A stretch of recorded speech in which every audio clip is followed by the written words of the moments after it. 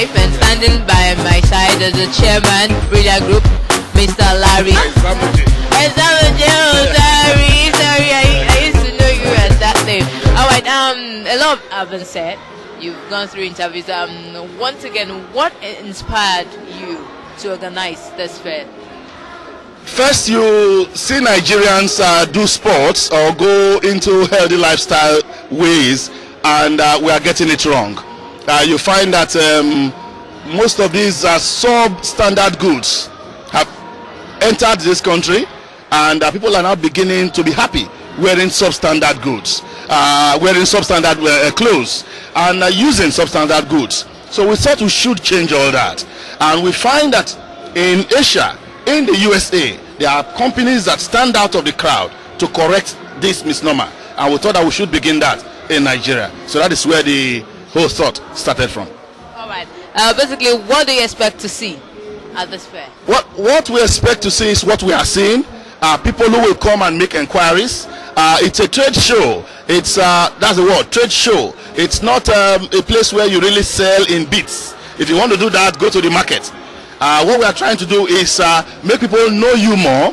That's why everything that is happening here is being reported on Brila FM Lagos and Abuja, giving you great publicity. So the whole thing is about bringing you to those people who never knew you, those people who never felt you at close range, and that's what this whole the whole idea is about. And so they come in, see your products like it is done everywhere, and if they want to purchase, get to meet you after the fair. And I want to believe that is what is going on.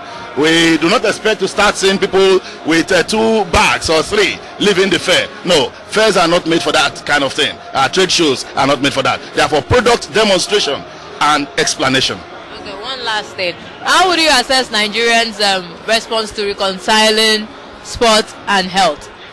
Well, we've not done well. We've not done well. This is the only country where somebody takes bread in the morning, takes pounded yam in the afternoon, and takes rice in the evening, and tells you that he ate very, very well, whereas he's just killing himself gradually. So those are the things we are beginning to target. It's a country where people also do not have time for sports. Some will tell you that in Lagos, for example, 4 a.m. they are out of their homes and never get back until 10 o'clock.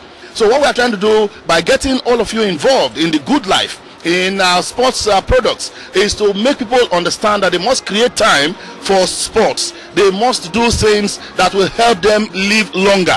And that's why we have tried to gather you all here and to tell them to step in, get to see these products, and perhaps somebody may just be inspired to do something that they have done overseas that will be truly Nigerian, and that will be truly wonderful. All right, say something for Good Life.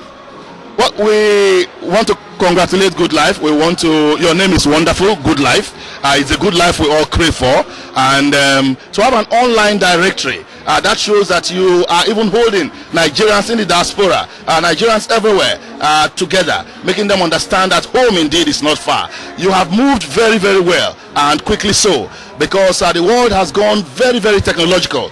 It's a global village, and today it may be a hard sell for you because the country is still backwards. You have moved into the next stage, but I know very, very well that with the improvement in power supply, government reducing taxes for products, particularly computers and others, and the literacy level being wiped off for literacy to emerge very well, you will embrace happiness in all ramifications, and that means smiling to the bank too. All right, thank you very much. Thank you very much. Nice talking with you.